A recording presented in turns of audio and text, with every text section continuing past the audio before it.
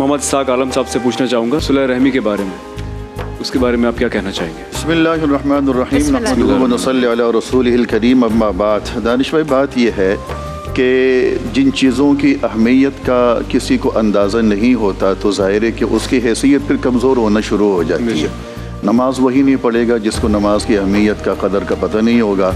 वालिदैन की कदर और उनका एहतराम अदब वही शख्स नहीं करेगा जो उनके मकाम से बिल्कुल भी नावाकिफ़ होगा। अज़ीज़ व अक़ारिब, रिश्तेदार, उनके हवाले से कुरान और सुन्नत में क्या कुछ मौजूद है, आप हैरान होंगे। मुझे गुफ्तगू में एक वाक़या याद आया।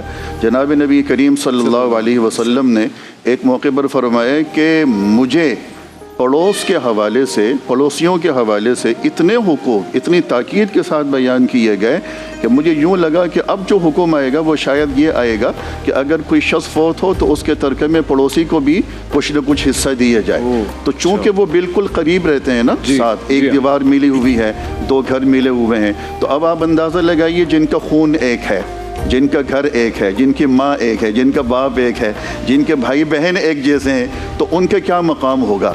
नबी करीम सल्लल्लाहु अलैहि वसल्लम फरमाते हैं कि एक शख्स आपके पड़ोस में रहता है, उसका हक़ आपके ऊपर है, लेकिन अगर वो शख्स आपका अजीज़ भी है तो उसका हक़ फिर दोहरा हो जाता है।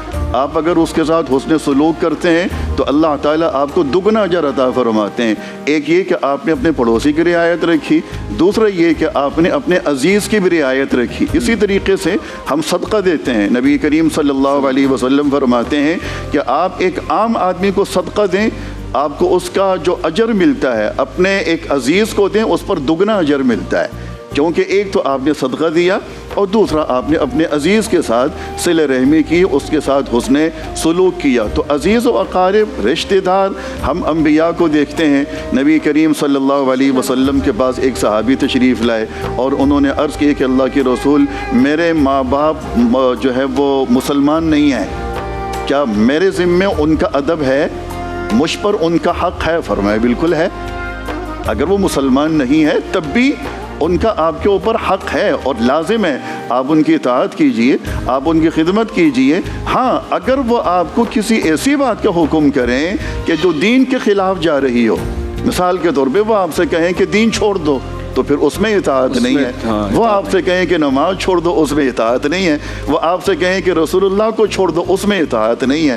बेशक। तो इन चीज़ों की अहमियत जिनके यहाँ होगी वो लिहाज रखेगा, जिसके यहाँ अहमियत नहीं होगी वो लिहाज नहीं रखेगा। क्वेश्चन ये था कि जैसे उनके जो रिश्तेदार हैं, अगर वही कतई ताल्लुक़ करना चाहें और वही बात नहीं कर रहे और वही उकता रहे हैं, तो फिर क्या हमें इनिशिएटिव लेना चाहिए या नहीं?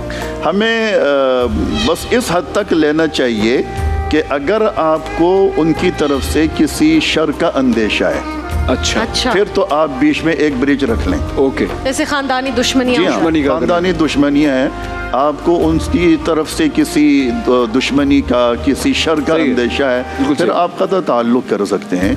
लेकिन अगर आपको इस तरह का कोई अंदेशा नहीं है, फिर क़त्अ ताल्लुक़ नहीं कर सकते हैं। जैसे हमारे यहाँ आम है, फ़लाँ अजीज़ से मैं नहीं मिलता क्योंकि वो हासिद है, वो हासिद है, वो हमारी गाड़ी से खुश नहीं होता, हमारे मकान से खुश नहीं होता।